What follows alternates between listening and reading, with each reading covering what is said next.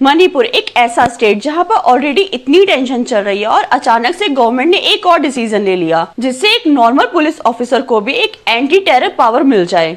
मतलब शक के आधार पर भी अरेस्ट हो सकता है। क्वेश्चन ये है कि ये स्टेट अब कंट्रोल में आएगा या प्रॉब्लम और बढ़ेगी। मणिपुर गवर्नमेंट ने यूएपीए सेक्शन 43A अप्लाई किया है। पहले एएसपी डीएसपी जैसे सीनियर ऑफिसर एक्शन ले सकते थे इसके अकॉर्डिंग। अब हेड कांस्टेबल जैसे ऑफिसर्स भी अरेस्ट कर सकते हैं, प्रॉपर्टी सीज कर सकते हैं और सर्च कर सकते हैं। गवर्नमेंट का लॉजिक ये है कि ऑलरेडी वायलेंट सिचुएशन है, पुलिस पर लोड ज्यादा है और फास्ट एक्शन चाहिए। चलिए जानते हैं मणिपुर की एक क्विक हिस्ट्री। ब्रिटिश के आने से पहले मणिपुर एक आजाद किंगडम था जहां रूल करते थे मैती किंग्स। उस वक्त के रूलर थे महाराजा कुलचंद्र सिंह और उनके साथ एक और पावरफुल लीडर थे युवराज टिकेंद्रजीत सिंह। इम्फाल वैली में मैतीज का कंट्रोल था जबकि सराउंडिंग एरियाज में कुकीज और नागा ट्राइब्स रहती थी। दोनों का रिलीजन अलग था, कल्चर अलग था, जियोग्राफी भी अलग थी, लेकिन सिचुएशन इतनी वायलेंट नहीं थी। फिर आता है टर्निंग पॉइंट 1891। ब्रिटिश एम्पायर अपना कंट्रोल नॉर्थ ईस्ट में एक्सपेंड कर रहा था। उन्हें चाहिए था मणिपुर में पॉलिटिकल कंट्रोल, लेकिन उनके रास्ते का सबसे बड़ा कांटा थे टिकेंद्रजीत सिंह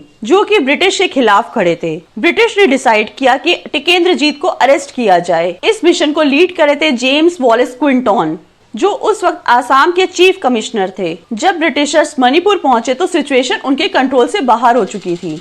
लोकल रेसिस्टेंस इतना स्ट्रॉन्ग था कि कॉन्फ्लिक्ट वायलेंट हो गया और यही से स्टार्ट हुआ एंग्लो मणिपुर वॉर 1891। और यही से शुरू होती है एक ऐसी पॉलिसी जिसका इम्पैक्ट आज तक दिख रहा है। अब मणिपुर को समझाने के लिए एक चीज सबसे ज्यादा इम्पोर्टेंट है उसका लैंड सिस्टम। एक स्टेट जहां टोटल लैंड का सिर्फ 10% एरिया एक जगह हो, बाकी 90% लैंड दूसरी जगह पर हो। मणिपुर में 10% एरिया है इम्फाल वैली। ये एरिया छोटा है लेकिन ये मार्केट, पॉलिटिकल पावर और सिटीज का सेंटर है। इंटरेस्टिंग बात यह है कि ये एरिया ओपन है, मतलब कोई ट्राइबल कम्युनिटी यानी कुकी या नागा तो वो यहाँ पर आकर जमीन खरीद सकते हैं, रह सकते हैं। लेकिन मणिपुर का 90% एरिया हिल एरियाज है जहाँ कुकी और नागा ट्राइब्स रहते हैं। ये एरिया लीगली प्रोटेक्टेड है क्योंकि ये शेड्यूल्ड ट्राइब लैंड है और यहाँ रूल उल्टा हो जाता है। यहाँ मैती कम्युनिटी लैंड नहीं खरीद सकती, सिर्फ ट्राइबल कम्युनिटी ही लैंड ओन कर सकती है। और यहीं से प्रॉब्लम स्टार्ट होती है। मैती कम्युनिटी फील करती है हम मेजोरिटी में है लेकिन हमें सिर्फ 10% तक लैंड ओन करने की ही लिमिट है, बाकी 90% एरिया हमारे लिए बंद है। उन्हें लगता है कि वो जियोग्राफिकली रिस्ट्रिक्टेड हो चुके हैं। लेकिन दूसरी साइड कुकी और नागा ट्राइब्स का पर्सपेक्टिव भी उतना ही स्ट्रॉन्ग है। वो कहते हैं अगर मैती कम्युनिटी को लैंड लेने दिया गया हिल्स एरिया में, वो अपनी पॉपुलेशन और पावर की वजह से धीरे धीरे हमारी आइडेंटिटी और हमारी लैंड को पूरी तरह से खत्म कर देंगे। उनके लिए सिर्फ ये प्रोटेक्शन लॉ नहीं, एक सर्वाइवल का क्वेश्चन है। एक तरफ मैतीज को लगता है कि उनके साथ रेस्ट्रिक्शंस हो रहे हैं और दूसरी तरफ कुकीज और नागास को लगता है कि उनके प्रोटेक्शन ही उनकी सिक्योरिटी है। अप्रैल 2023 में मणिपुर हाई कोर्ट ने स्टेट गवर्नमेंट को ये आदेश दिया कि मैती कम्युनिटी को एसटी स्टेटस देने के लिए कंसिडर करो।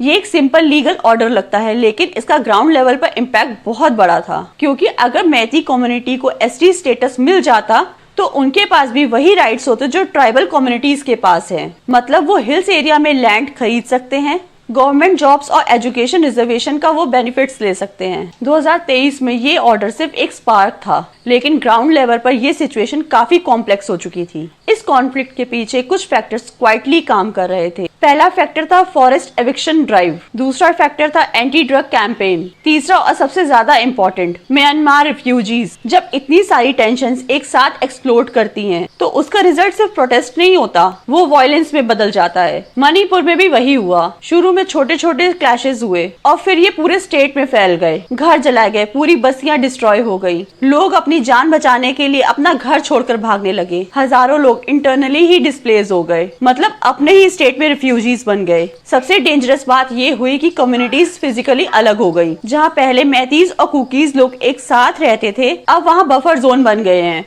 अब कुछ एरियाज मैती डोमिनेट करते हैं, कुछ लोग कुकीज और नागा। लोग अपनी सेफ्टी के लिए अपनी कम्युनिटी के एरिया में शिफ्ट हो गए। अब सिचुएशन इतनी वायलेंट हो गई है कि गवर्नमेंट ने डिसाइड किया है कि एक स्ट्रिक्ट एक्शन लिया जाए। इसीलिए मणिपुर में यूएपीए सेक्शन 43A अप्लाई किया गया है। गवर्नमेंट का सिंपल एम है जल्दी कंट्रोल लेना, लॉ एंड ऑर्डर वापस नॉर्मल करना। इसीलिए पावर को डिसेंट्रलाइज किया गया है ताकि ग्राउंड पर पुलिस फास्ट एक्शन ले सके। लेकिन प्रॉब्लम यहाँ पर यह है, यूएपीए कोई नॉर्मल लॉ नहीं है। ये इंडिया का सबसे स्ट्रिक्ट एंटी टेरर लॉ है। इसमें अगर किसी पर केस लग जाए तो बेल मिलना मुश्किल हो जाता है और बिना चार्ज के भी 180 दिन तक जेल में रख सकते हैं। अब सोचो, इतना powerful law lower rank officers को दे दिया जाए तो क्या इसका मिसयूज नहीं हो सकता? किसी पर सिर्फ शक के बेसिस पर एक्शन हो सकता है। हो जाए तो एक इनोसेंट इंसान सालों तक जेल में फंस सकता है। मणिपुर में कॉन्फ्लिक्ट सिर्फ वायलेंस नहीं है, ये लैंड का इशू है, ये आइडेंटिटी का इशू है और सबसे बड़ा ये ट्रस्ट का इशू है। जब तक ट्रस्ट वापस नहीं आता ना, तब तक कोई भी लॉ एंड ऑर्डर सॉल्यूशन नहीं हो सकता। ऐसे ही और वीडियोस के लिए सब्सक्राइब करें और फेसबुक पर देख रहे हैं तो फॉलो करें। Thank you.